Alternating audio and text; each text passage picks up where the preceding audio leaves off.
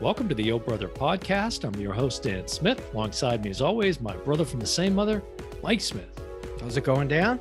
Pretty good, man. Good to see you again. It's March 6th, 2022, and most of you getting this episode. We're going to do Nightmare Alley, which is a Best Picture Oscar nominee, directed by and written by Guillermo del Toro and his wife, actually. I didn't know that until I was kind of digging into it a little bit. Mm-hmm. His wife, Kim, and her last name escapes me at this moment. But so we're going to do a Nightmare Alley. Before we get into the film, for those of you that are not currently following us, make sure that you do. The easiest way to find all things Oh Brother is to go out to our official website, which is ohbasandbrotherpodcast.com. That's ohbpodcast.com.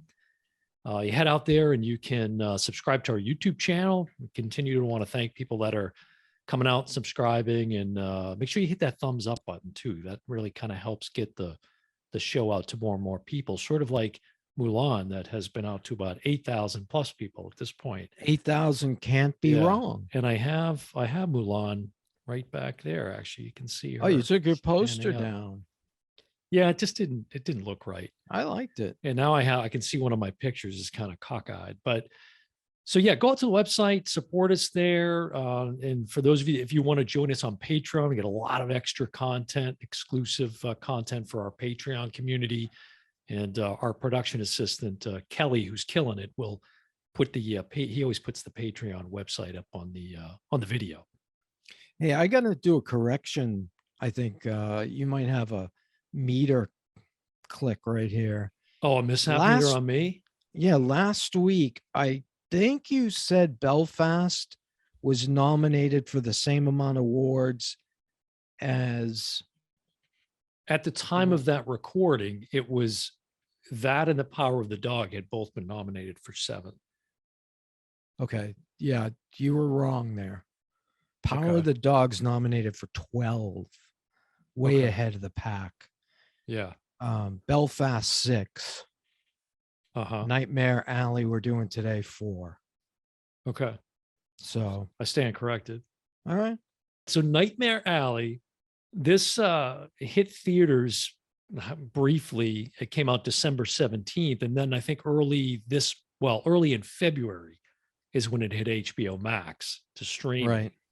It still says only in theaters, but it's on HBO Max. Yeah, and it has not done very well as most movies. It actually was released on the same day that Spider-Man came out, I believe, is what I read.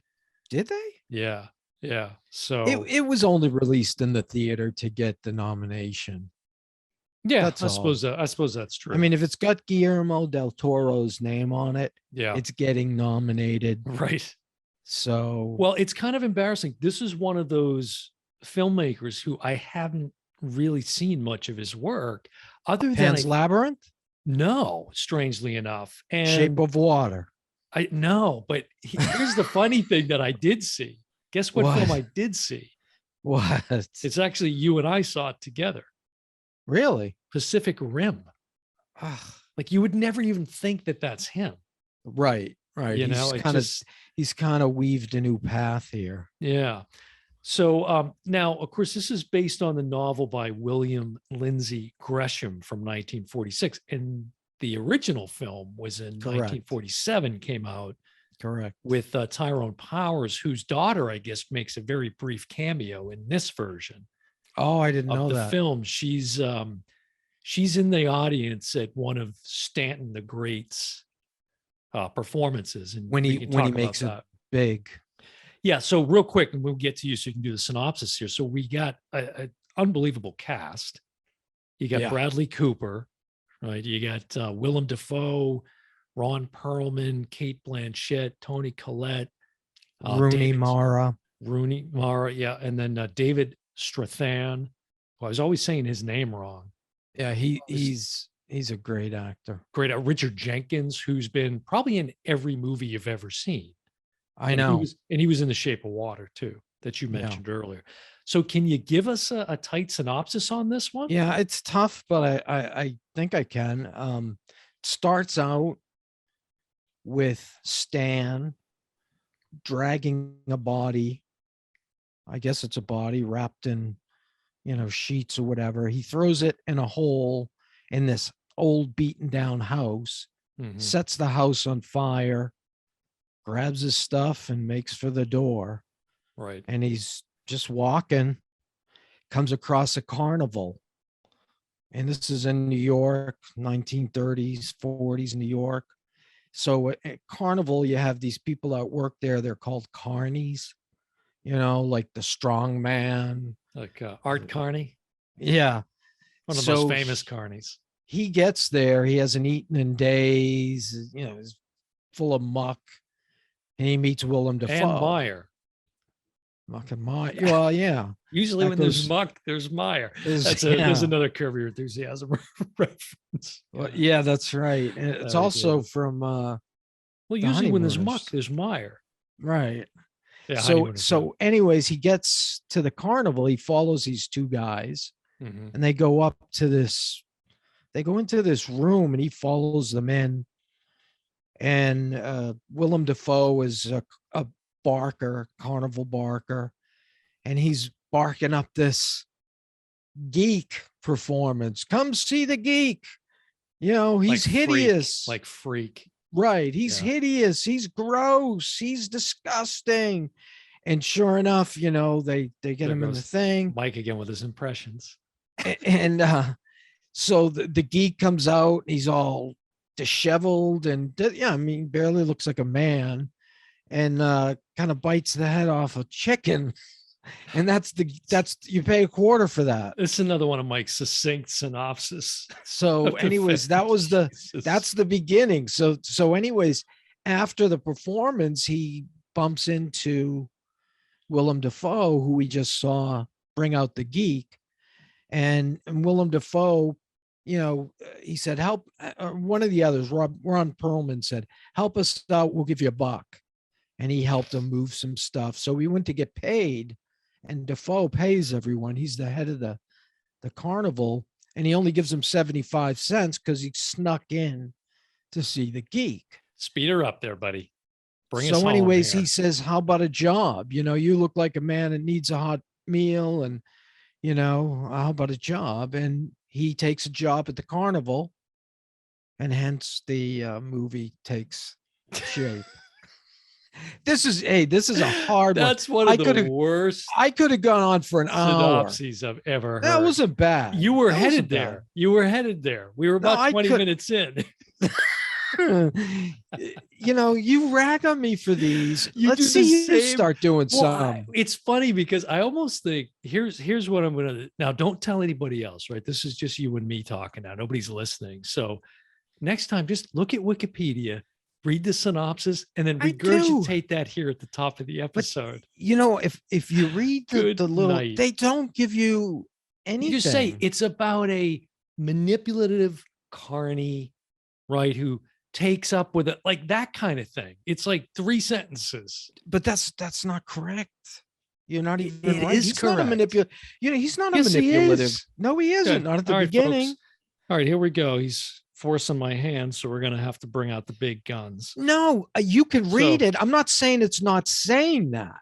What I'm saying is he's Oh, not. you're saying that it's wrong? Okay, that's what you're No, saying. it is. It's going to say he's a An- manipulative an carny, but ambitious that's what he carny- becomes. An That's what he ambitious becomes. An ambitious carny with right.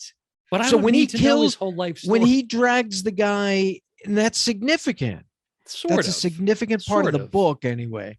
When he drags the guy and throws him in the hole, that's a significant part of who he is. He's not a carny. No, right, but right, he becomes a carny, right. Right. So that's the part I was saying. What's that It's again? him, right? It's not me. it's him. Kelly, please find this Martin Short clip and It's slap it him. in there from SNL because it's It's a him. classic It's film. not me, It's not right? me. It's him. I right? said it It's not right. me. Do you remember the character's name? If you can pull that out. I can't. And no. I believe that was based on. Am I correct that that was based on? Sorry, Mike and I have to do this. We have to indulge ourselves. Yeah. No, I think it was a makeup person that had those affects. At SNL? Yes, that Martin Or- Short was or doing, and they SCTV. didn't know. No, at SNL, Okay. and they didn't know he was doing them. It God. was a female makeup artist, and then I think later on down the line she got wise to the fact that he was doing her in Right. that character. So Yes, funny, I think so I funny. remember him telling that It's classic, yeah. story. So, anyways, there's the kickoff, and then he befriends this couple Hmm. at the carnival, Xena and they and kind of say, Pete. "Why don't you join us? Yeah. You need a bath. Join us, and So she's like we'll work into the she's like this, like a act." fortune telling duo, Yes, right? yeah, And and Pete and Xena. yeah, and Pete's played by David Strathairn, and then Toni Collette, right, Colette. is Yep. Xena. Yeah. Mhm. You know, the casting in this was great. I watched the original too. Oh, you did good. Yeah. And the casting is fantastic. Yeah. You know, if you're putting them beside each other. Now, the storyline that the plot line you mentioned about the body in the beginning, Yes, very different. which is literally the opening scene, it's not even in the original. That whole Correct. backstory is not even in it. Yeah. But go ahead, go ahead. Yeah. So he befriends this couple, Yeah. and he's amazed at Pete's ability. And Pete, unfortunately, is hitting the booze a little too much. Right. But he has this ability that he worked out with Xena back in the day. Yeah, it's like a code reading. They think they call it like blind code or something. I Yeah. forgot. I was reading about it. And there's certain ways, like, they go to an audience, and Xena will say, "I have a woman here," and she's making reference to something. She has something in her right hand, Yeah, and that it's signals something like to certain Pete. words mean certain numbers, and emphasis on a certain word means a certain something. So yeah, it's like this Right. shorthand that they have to sort of figure it out. And Pete goes even deeper, where he reads people, things that, I could say to you, "You had a rough childhood." Well, everybody had a rough childhood, right? Yeah, right. "You loved somebody in the past." Well, yeah, everybody did, things like that. And Hmm. Bradley Cooper, Stan, becomes really good at it, Yeah. and kind of, you know, joins in on the show. Yeah, he sort of takes over that spot ultimately, and he forms a relationship with I think the character's name is Molly, right? Played by Rooney Mara. Molly, Yeah. Rooney Mara, yeah. And she's what would you say? What's her bit in the She's carnival? the electric girl, or the electric So yeah, woman. whatever that That's what they is, call her. has like the you know electricity going through her body. Right, right. Yeah. She holds these two electrodes, and you see the zap go through her. And now Ron Perlman, who has worked with Guillermo multiple times. I think he was in his first movie, Kronos. I think he was in that. And Probably. he's credited with really inspiring Del Toro to do this film. He gave him the book apparently before Del Toro had even seen the original film. So he's really more inspired by the book and Yeah. the whole idea in the book. And that's And what it's kicked it very off. much a film noir. It's Well, it's they call not it total neo noir. neo noir. Yeah. Neo noir. Yeah, Which is the same kind of look and everything, it but is. it's slightly different. It's shot differently. But there's the cigarette smoke, Yeah, and what's then a dame like you doing yeah, in a joint like yeah. this? Yeah. Who'd There have was, thought in I'd fact, run into a dame like you? well, it's funny because Cate Blanchett, first of all, they were all phenomenal, but she Yeah. was so of that genre. Like, was she not the perfect noir character? Oh yeah, Because yeah. you eat those up like they're going out of style. Right, With right. noir, that's your favorite genre, and she just really drove it home for me. Her look and her manner, and we're talking about the language because she says something about there's a scene between her and Bradley Cooper's character Stanton. Is that right? Stanton Yeah, Lyle Stanton. or something like that. Yeah. And so it might get a mishap for that, but and so they're talking, and he's sort of accusing her, saying, you know better than I am. You're on a grift just like I am, but you're more of a Right. smooth talker or whatever.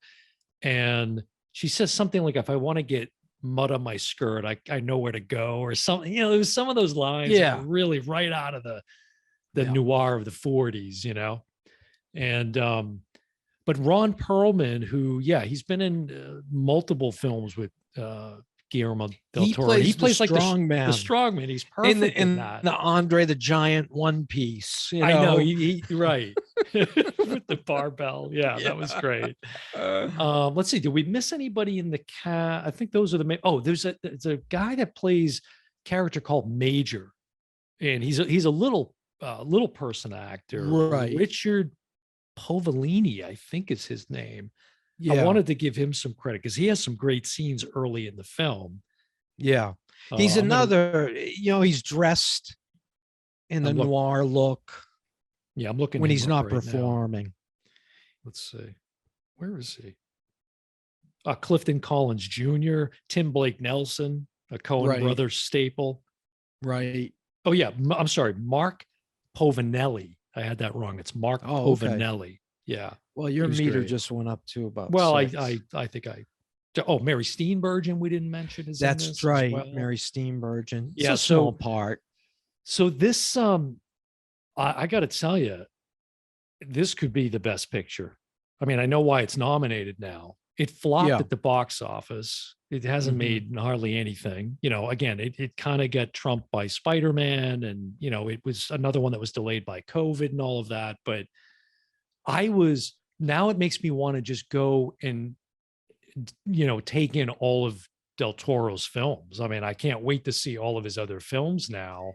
But he's an acquired taste. Yeah, and this is a little different for him. This is a little different. Referenced that earlier, but he still works in like the horror aspect of it, that kind of creepiness. Right. I mean, the geek, right, starts off with a guy. Well, and there's these things they call pickle punks that are like the babies in jars and stuff. Yes, I mean, there's some really nasty. And that's what you would go to these tents. Come see the 3-headed goat, Right. I mean, the most disgusting. And people would, okay, here's my quarter.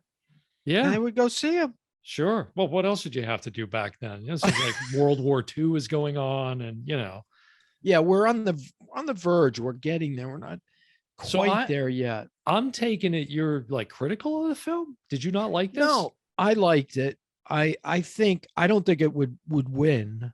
I still think Power of the Dog is the better movie. I think this is well, okay.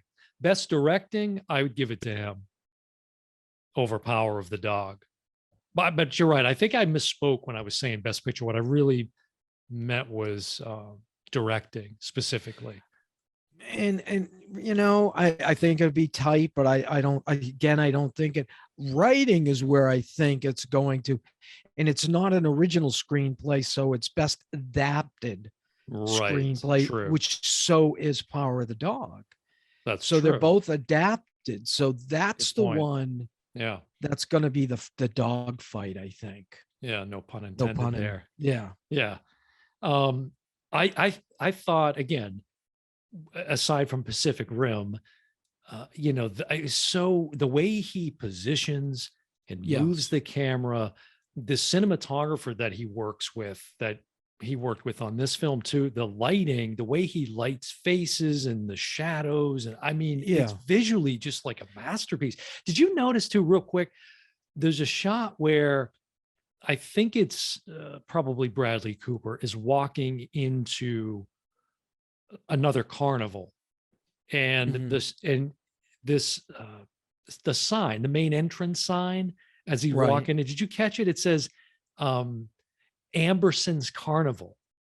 What is it? Amberson's Carnival. And I thought, was that a nod to Orson Welles? The Magnificent Ambersons? I don't know. Because if you think about it, if you go back, and I know you've seen that. Yeah. Some of the themes, like there's some relevant themes to, like this one, they talk about sort of Greek mythology, and it made me think of the Eternals, like Icarus, flying too close to the sun and getting burned. Right. And there's a little of that in the Ambersons too, but I thought that's just too, like the way it was focused on it, I thought you would have picked up on that as a Welles nod. Yeah, I didn't. I didn't really catch the sign. I don't know. I mean, I'm sure that's one of his many influences, but right. Okay, go ahead. So go ahead. I think I cut you off. I think the only thing that bothered me is I think it was a little bit foreshadowed. the ending. Mhm. I saw I the did too. ending. I did uh, too. There's a really specific point you kind of see it happening, Mhm. and it does this circular kind of thing. But also, they don't go into the backstory at all of Bradley Cooper. Like what's the relationship with his dad all about? And Right. I think they should have. They Yeah. kept coming back to the sequence, Mhm. but not paying it off. That's a fair point. And it was interesting you say that. As I was thinking about the geek, who the first geek was played by Paul Anderson. And Yes. I thought, what I wanted to know, because I went back and I was watching some of this again, and I thought, uh, what's that guy's story? I want to know what that guy, how did he get, it's kind of, but I guess that's one of the nice things about films, right? Is that I can fill that in however I want to. Like at the end of Well, the film, you realize that guy had some origin story, right? right. He wasn't born a geek, right? So Right. You don't aspire to be the no. geek. So the way the film plays out, it makes you go back and sort of reflect and say, geez, what happened to that guy to get to that Yeah, but point? Willem Dafoe really lays out the story, Right. right? But who He was says, I he? find a guy Right. But down on his luck. who was he before he was down in his luck is what I'm saying. Right, right. That would be interesting to know. But again, Yeah, that's part of movie making is, you fill that in, you make up that yes. origin story, whatever it is. Right. Whether Yeah. it's getting thrown out of your house or whatever leads you down that path. Mm-hmm. And the same with all these carnies, they all, Molly, it's her family. And that's very much, they look out for each other. Ron Perlman's like her father figure. And, he threatens Bradley Well, Cooper early on. he kind of made a promise to her father that he would look after her. Right. Yeah. But I think he would do it anyway because they're like that. They're Mhm. tight knit, Right. and you have to kind of earn your way in if that's something to Right. be a carny. But Well, it's that sense of community. I think that would yeah, pull but I people in. liked it. I don't think it's going to be. I don't think it's going to scoop up a lot of awards. I don't I think think you any could. acting awards. I think those are Mm, gone. Yeah, if any, I would say probably Bradley Cooper or Cate Blanchett. They're the two standouts to me. But Yeah. this could, in my opinion, it could easily get Best Director. Now, again, we haven't seen all the films yet, but Right. We're getting uh, close. this is, I mean, there's just some really, really stunning Yeah. He does a lot of low shots images. too. Hmm. He shoots from the knee down a lot. So Hmm. you see people walking around and Right. you can kind of tell where they are. It really is well shot, but I just think of Power of the Dog and some of the New Zealand turns out to be New Zealand, but it looks so much like the prairies. Montana, yeah.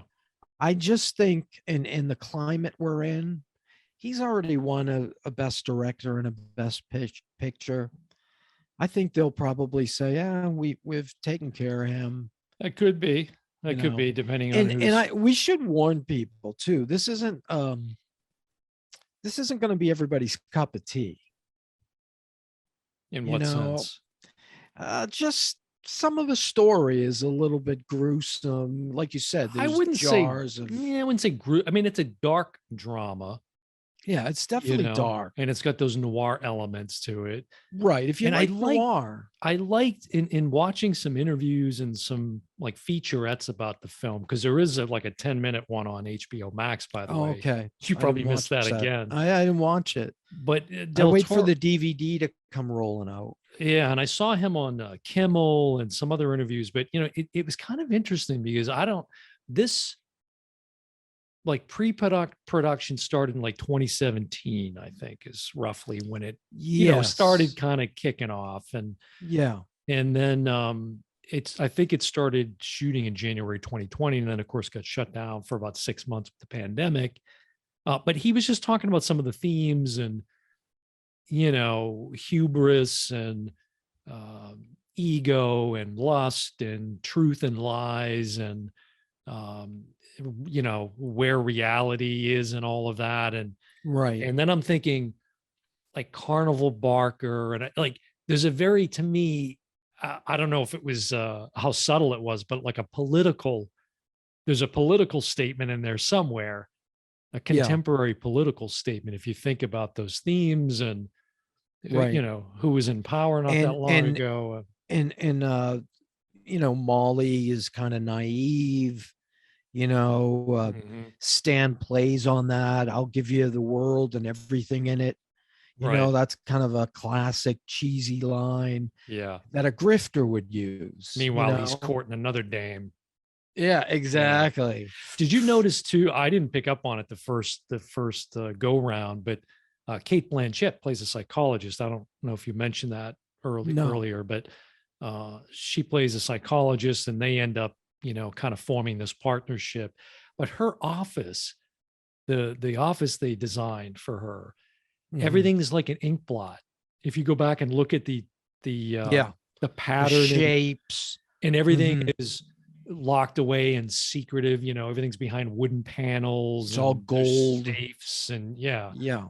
So that was pretty interesting note That too. was a great scene when she first comes into the picture. Hmm.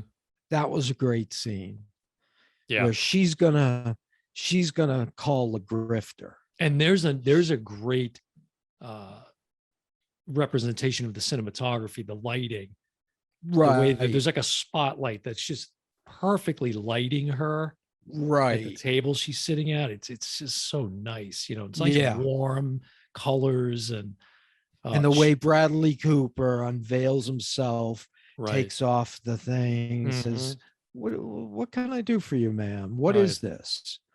And she's trying to call him out in front of everyone, Mhm. yet he persists because he's got Pete's book in That's his right. back pocket. Well, and I mentioned the whole Icarus, point earlier, which one of the things Pete says to him early on is you don't want to go too far with it.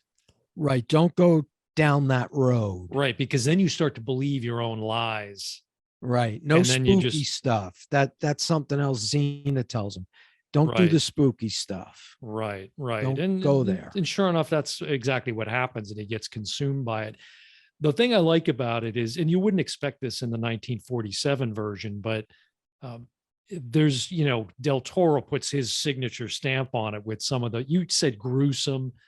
Yeah, there's definitely some violent content in it.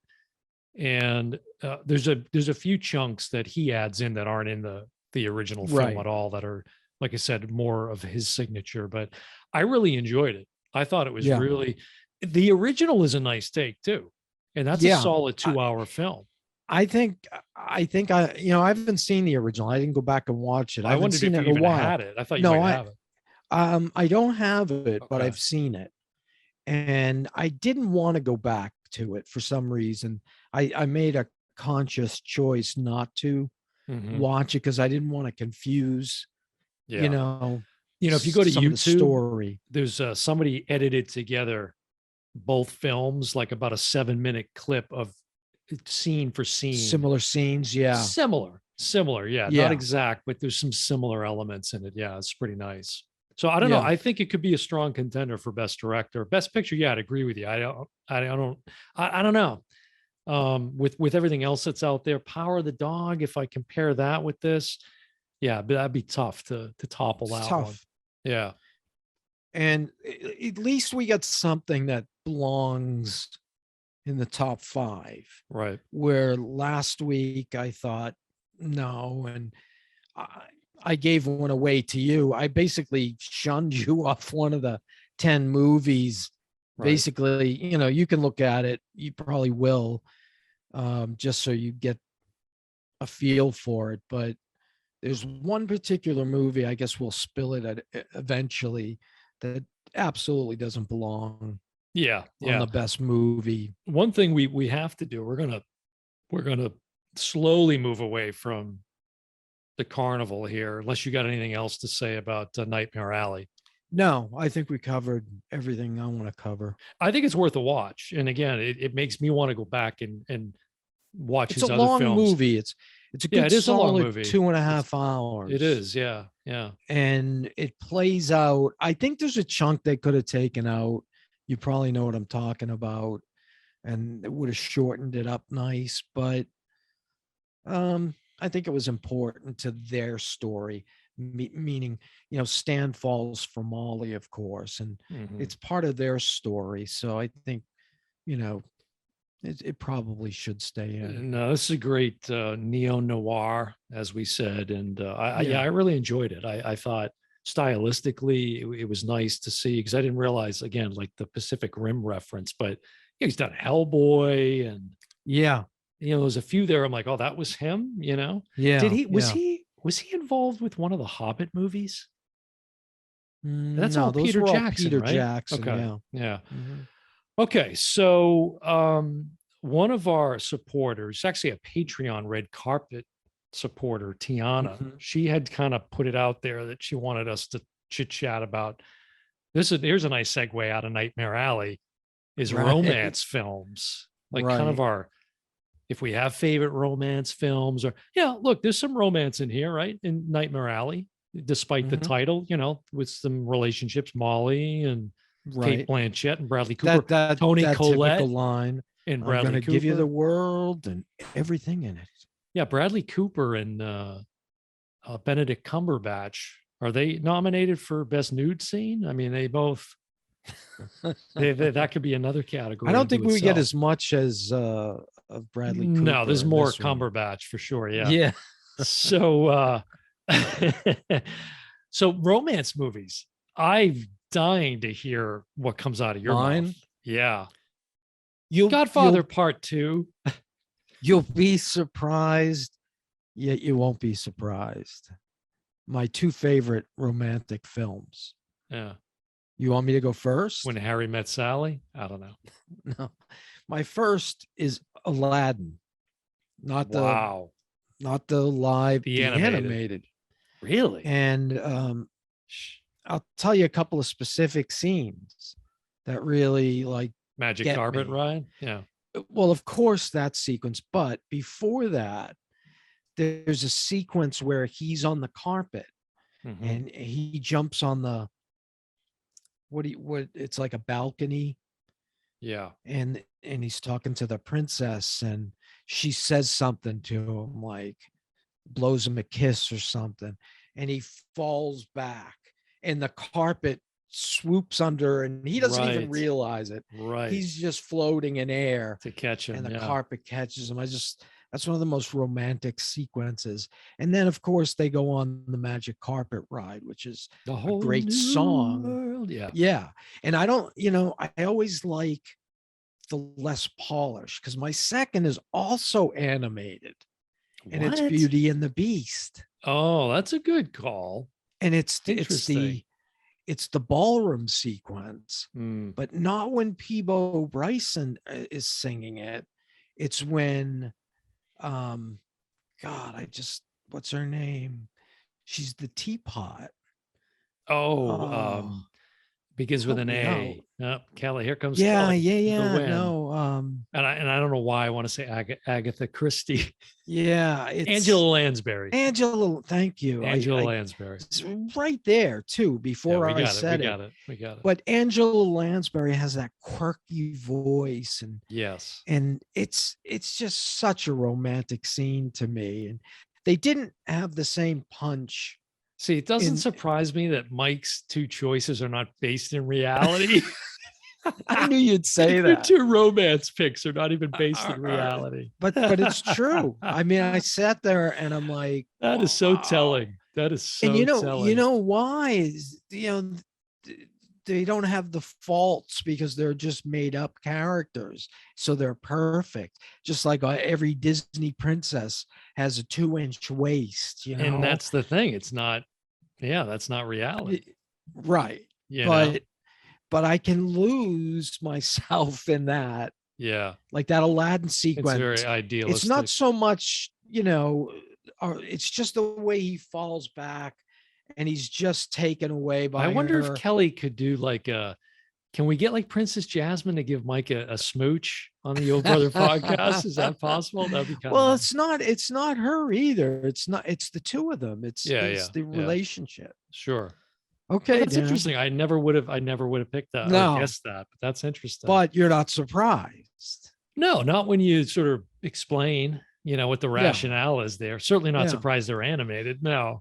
No, I thought it's better than saying like Carrie or something like that. But so my first one that comes to mind is the movie Once Around, which I've mentioned on the show before, with one of my favorite actresses, Holly Hunter and Richard Dreyfuss. It's just a very sweet, touching. It's based in New England, so there's a little bit of that nostalgia too for like where we grew up. But the relationship, the on-screen chemistry between Holly Hunter and Richard Dreyfuss is just so striking, and I just love the story around that relationship. It's also heart-wrenching as well. And if I had to think of another one, this is probably a little bit of a cop-out because we just did an episode on it. But Groundhog Day, I always look at as a romance movie. It's such a big part of that film between that sequence Andy McDowell and in the gazebo when they're dancing. Correct. And in fact, I know that scene is Kelly great. had referenced that in the episode. We had that visual, and it's just striking. But that's very touching too. Yeah, and that's a dark comedy. It's a lot of different genres, really, but it's romantic. It's romantic. No, there's so many others, but with that Ray Charles song going on in the back, and who can't get swept up in that? And it's so good. They speed up as they're dancing. They start real slow, and then the pace begins to pick up. It's really nice. And he dips her over the edge of the gazebo. It's so great. Yeah, I can see that. So I want to circle back real quick on Nightmare Alley. I just had thought about something as I was watching it, Bradley Cooper. And as I was watching his performance and his look in the film, the way he looks, I thought, geez, if Robin Williams was still alive, he could have played that character. He just looked a lot like him in this. I kept thinking of him from like Popeye. There was something just Robin Williams-esque about his look in this film. You see it again, or you go back and look, you'll see what I mean. He's got some. Was it Robin in Williams the mannerisms or his actual look? His actual look, yeah. His nose and mouth and everything, and I mean, there's no doubt. And Williams has the dramatic chops. He was such a great there's dramatic no doubt. actor. He's what Juilliard trained, right? Yeah, and Him Christopher Reeve. Did you see? I don't think it's The Vanishing. It's a remake with him and Al Pacino. Oh, with the Dark Knight trilogy, Christopher Nolan. No, not Memento. Insomnia. You're the one that should have got that because you have it. I know. But when you see him in a part like that, which is it's not him. Good Will Hunting, even though there's humor in that, but he's he was just a wonderful dramatic actor. Anyway, just a side note there. Rotten Tomatoes on Nightmare Alley, 79% from the critics and 68% from the audience, which I don't know. I don't get that. It's such a well done film. Yeah, but it really is. Guillermo del Toro it's an intriguing, sometimes. Like you said, he's an acquired taste, I suppose. He is. But he really knows what he's doing behind that lens. Oh yeah. It's phenomenal. No doubt. IMDb 7.2 out of 10. So it's kind of in line with Rotten Tomatoes. I agree with that score. I think it's solid, but you go back and check out the original. That's an entertaining take as well. Oh yeah, definitely. So I enjoyed that almost equally. Anything else to say about Nightmare Alley? No. We'll see how it sounds like we have two. Yeah, we'll see. I don't think it's going to win anything. If it does, it'd be adapted screenplay. But I like your point. Yeah, I think best directed. But I like your point that I don't know that they'll give him the nod just because it's like, Yeah, he just won it. Been there, done that. Yeah. Yeah. A couple years ago. Well, that's going to do it for another episode. Before we go, again, for those of you that are not currently following us, go out to our official website, which is OHB as in brother, podcast.com. That's ohbpodcast.com. And So you can get what's our march to the Oscars? What's our next? What do you mean? You know, It we're is going to do March. another Oscar film. So Yeah. what's next? Well, we're not, but we're We're not one going to thing give we it should- away. No, we're not Oh. going to commit to it because we're going to change at the 11th hour. So let's not go I on don't think record so, as saying but that. okay. Yeah. Yeah, there's still, we've done what, 3 or 4 or so. So we still have a handful to go, right? There's 10 total. I think I have 3 left. One of them we're going to scratch off, so we don't have to worry about that. We'll talk about that Yeah. maybe in the next episode, right? All right. But yeah, go out to our YouTube channel. Please subscribe to the YouTube channel and give us a thumbs up so we can push that content out to more and more people. We've got to get a live stream going again here soon, too. Yeah. If anyone has any ideas that they Yeah, we haven't had a legitimate live stream yet, so I'm dying to do that. we can talk about, we can take questions, whatever. Yeah. All right, well, it's going to do it for another episode of the Oh Brother podcast. I've been your host, Dan Smith. Alongside me, as always, my brother from the same mother, Mike Smith. And we will see you next time. Bye, everyone.